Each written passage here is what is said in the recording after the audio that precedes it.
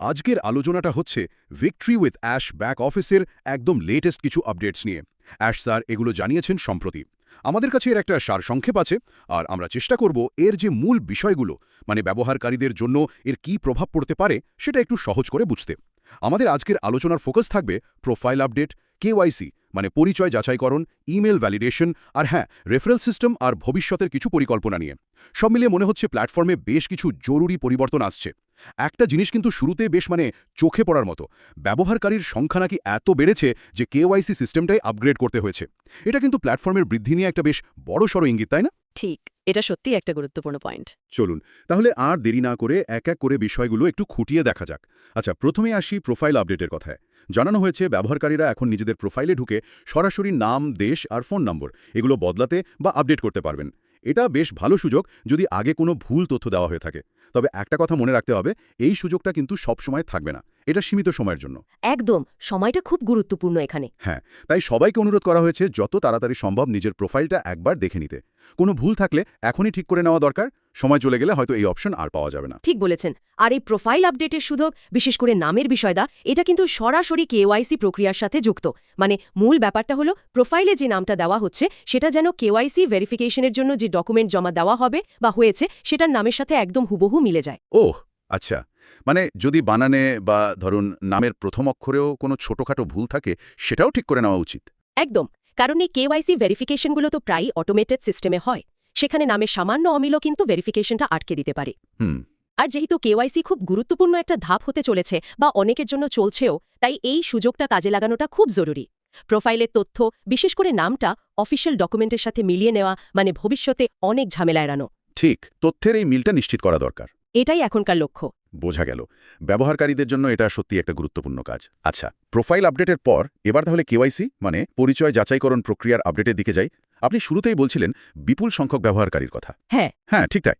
Update অনুযায়ী ব্যবহারকারীদের এই যে বিশাল সংখ্যা, সেটা সামাল দেওয়ার জন্য কেওয়াইসি ভেরিফিকেশন যে পার্টনার সংস্থা করে, তারা তাদের পুরো সিস্টেমটাই আপগ্রেড করেছে। এটা কিন্তু বেশ বড় খবর। অবশ্যই, এর মানে হলো প্ল্যাটফর্মটা যে হারে বাড়ছে, হ্যাঁ, সেই বৃদ্ধির সাথে তার মেলাতে পরিকাঠামো উন্নত করতে হচ্ছে। ঠিক।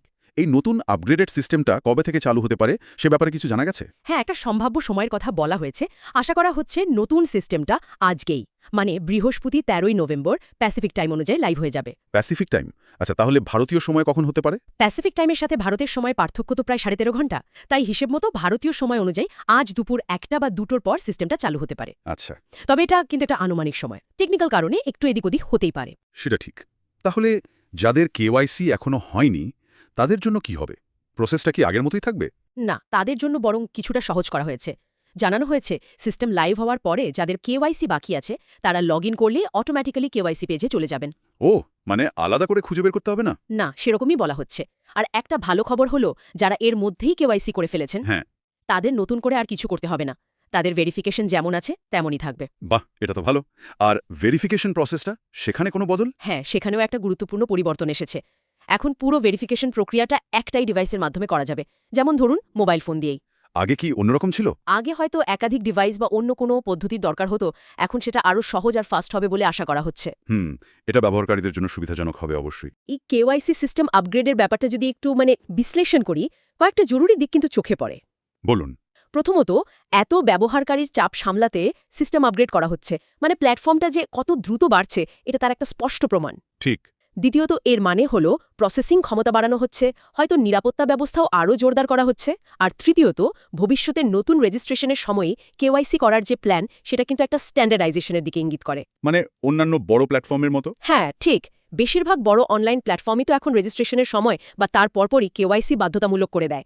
এটা আসলে নিরাপত্তা আর নিয়মকানুন, মানে কমপ্লায়েন্স মেনে চলার জন্য জরুরি। এতে তো ভুয়ো অ্যাকাউন্টও কমে যাওয়ার কথা। একদম, ভুয়ো বা নকল অ্যাকাউন্ট তৈরি করা কঠিন হয়ে যায়। তার মানে এই পরিবর্তনগুলো প্ল্যাটফর্মকে আরও বেশি নির্ভরযোগ্য আর নিয়মমাফিক করার একটা চেষ্টা। কেউ এগোচ্ছে। হুম। অনলাইন জগতে ব্যবহারকারীর পরিচয় যাচাই করাটা তো আস্থার প্রথম ধাপ। এই আপগ্রেড আর ভবিষ্যতের পরিকল্পনা সেদিকেই এগোচ্ছে বলে মনে হয়। খুবই যুক্তিসঙ্গত বিশ্লেষণ। আচ্ছা, কেওয়াইসি তো গেল, পরিচয়ের দিকটা, কিন্তু ব্যবহারকারীদের সাথে যোগাযোগের মাধ্যম মানে ইমেল অ্যাড্রেস সেটাও তো ঠিকঠাক আর চালু থাকা দরকার, তাই না? ঠিক, এখানেই বোধহয় ইমেল ভ্যালিডেশন বা যাচাইকরণের আপডেটটা আসছে। একদম ঠিক ধরেছেন। পরের গুরুত্বপূর্ণ আপডেটটা হলো ইমেল ভ্যালিডেশন প্রক্রিয়া নিয়ে। জানানো হয়েছে তথ্যের নির্ভুলতা নিশ্চিত করতে পুরো ইমেল ভেরিফিকেশন প্রক্রিয়াটাই নতুন করে ডিজাইন করা হয়েছে। নতুন করে? হ্যাঁ, মূল উদ্দেশ্য হলো এটা নিশ্চিত করা যে প্রত্যেকটা অ্যাকাউন্টের সাথে একটা ভ্যালিড মানে বৈধ আর সক্রিয় ইমেল ঠিকানা যুক্ত থাকে। তার মানে এখন থেকে শুধু ভ্যালিড ইমেল দিয়েই রেজিস্টার করা যাবে? হ্যাঁ, ভবিষ্যতে নতুন রেজিস্ট্রেশনের জন্য শুধু ভ্যালিড ইমেল অ্যাড্রেসই নেওয়া হবে। কিন্তু তার থেকেও গুরুত্বপূর্ণ হলো পুরনো অ্যাকাউন্টগুলোর কি হবে। হ্যাঁ, সেটা কি? জানানো হয়েছে যে সমস্ত অ্যাকাউন্ট অবৈধ, ইনঅ্যাক্টিভ বা ধরুন ভুল ইমেল দিয়ে রেজিস্টার করা হয়েছে, এমনকি যদি কেউ ভুল করে omail.ai ডোমেন ব্যবহার করে থাকেন, omail.ai এটা কি? এটা সম্ভবত প্ল্যাটফর্মের নিজস্ব কোনো ইমেল সিস্টেম, যা হয়তো সাধারণ যোগাযোগের জন্য নয়।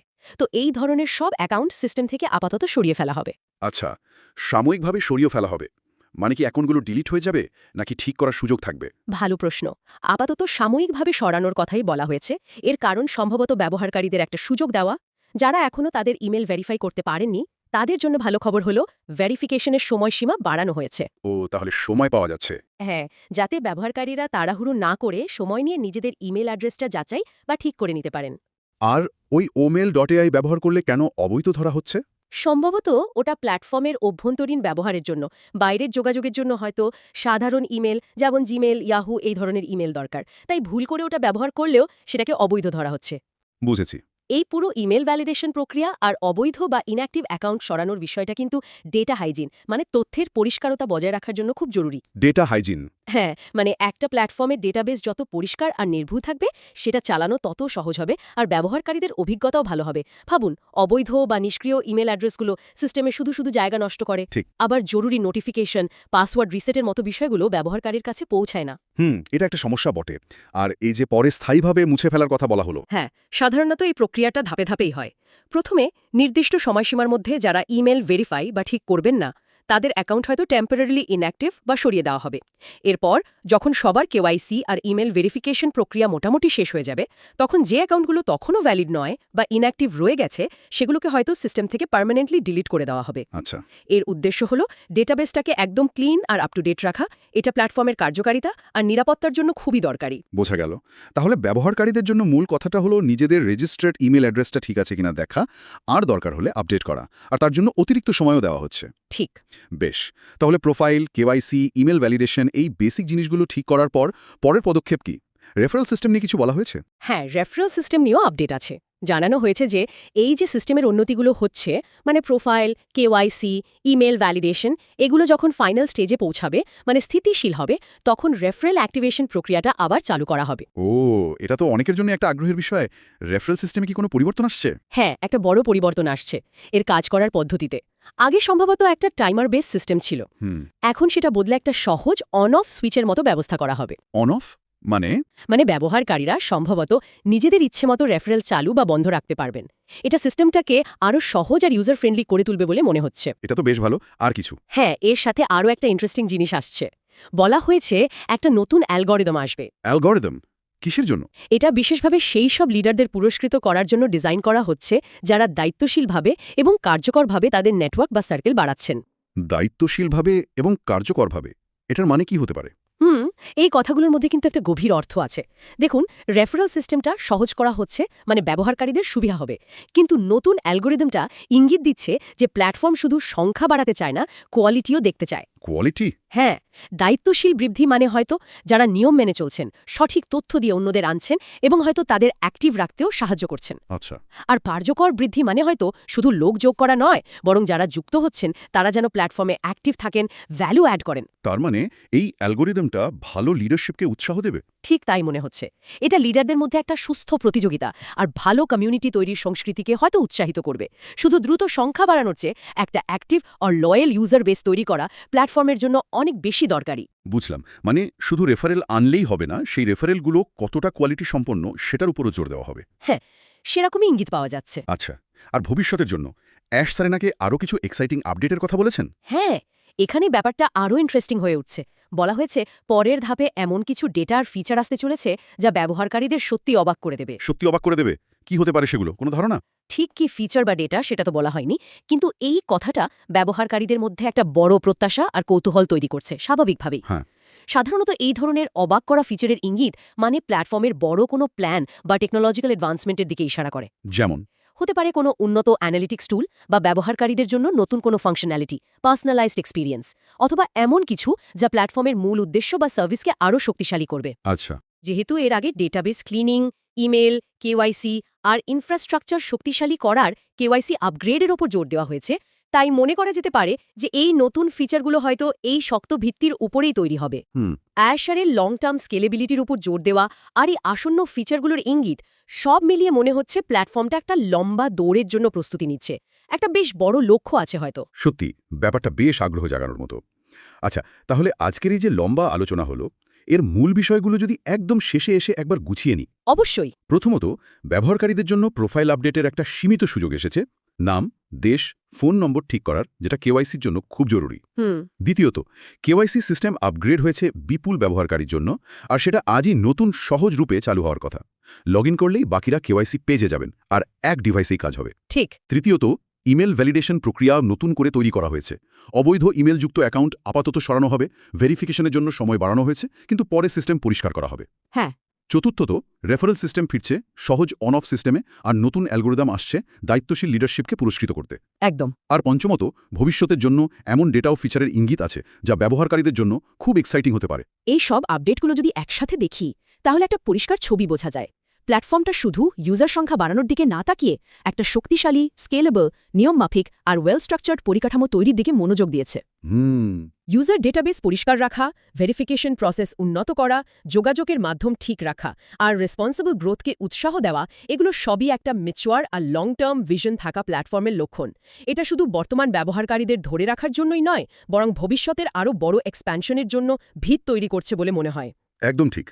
তাহলে ব্যবহারকারীদের এখন কি করা উচিত? এই তথ্যের ভিত্তিতে তাদের জন্য করণীয় কি? ব্যবহারকারীদের জন্য প্রথম আর সবচেয়ে জরুরি কাজ হল নিজেদের ভিক্টরি উইথ অ্যাশ ব্যাক অফিসে লগ ইন করা, করে প্রোফাইলের তথ্য, বিশেষ করে নাম, দেশ, ফোন নম্বর চেক করা, আর দরকার হলে ওই সীমিত সময়ের মধ্যেই ঠিক করে নেওয়া। আচ্ছা। দ্বিতীয়ত, যাদের কেওয়াইসি বাকি আছে তাদের তৈরি থাকতে হবে, সিস্টেম চালু হলে প্রসেসটা কমপ্লিট করতে হবে। তৃতীয়ত, নিজেদের রেজিস্টার্ড ইমেল অ্যাড্রেসটা ভ্যালিড কিনা সেটা নিশ্চিত করা, ভেরিফাই না করা থাকলে তাড়াতাড়ি করে নেওয়া। আর চতুর্থত, রেফারেল সিস্টেম আর নতুন অ্যালগোরিদমের জন্য অপেক্ষা করা আর প্ল্যাটফর্মের নিয়মকানুন সম্পর্কে আপ টু ডেট থাকা। আর এই যে অবাক করা ফিচার বা ডেটার কথা বলা হলো, এটা নিয়ে ব্যবহারকারীরা কি ভাবতে পারেন, কিসের জন্য প্রস্তুত থাকতে পারেন? এটা একটা দারুণ প্রশ্ন। যখন কোনো প্ল্যাটফর্ম এরকম ইঙ্গিত দেয়, তখন ব্যবহারকারীরা ভাবতে পারেন যে এই নতুন জিনিসগুলো তাদের নিজেদের লক্ষ্য পূরণে কিভাবে সাহায্য করতে পারে। এটা কি তাদের কাজ সহজ করবে, নতুন কোনো সুযোগ আনবে, নাকি প্ল্যাটফর্মের সাথে তাদের এঙ্গেজমেন্ট আরও বাড়াবে? যেহেতু প্ল্যাটফর্মটা স্কেলেবিলিটি আর ডেটার উপর জোর দিচ্ছে, তাই হয়তো উন্নত রিপোর্টিং, পারফরমেন্স ট্র্যাকিং বা আরও এফেক্টিভ কমিউনিকেশন টুল আসতে পারে।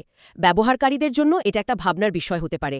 এই যে পরিবর্তনগুলো আসছে, এই পরিবেশে তারা নিজেদের কিভাবে তৈরি রাখবেন, আর যে সুযোগগুলো আসছে সেগুলো কিভাবে কাজে লাগাবেন। ঠিক। নিজেদের তথ্য আপ টু ডেট রাখা আর ভবিষ্যতের জন্য প্রস্তুত থাকা, এটাই এখন মূল কথা। খুবই মূল্যবান পরামর্শ। আশা করি আমাদের এই বিস্তারিত আলোচনা ব্যবহারকারীদের সাম্প্রতিক আপডেটগুলো বুঝতে আর সেই অনুযায়ী নিজেদের প্রস্তুত করতে সাহায্য করবে। নিজেদের অ্যাকাউন্টের দিকে নজর রাখুন এবং প্রয়োজনীয় ব্যবস্থা নিন। আজকের মতো এখানেই শেষ করছি।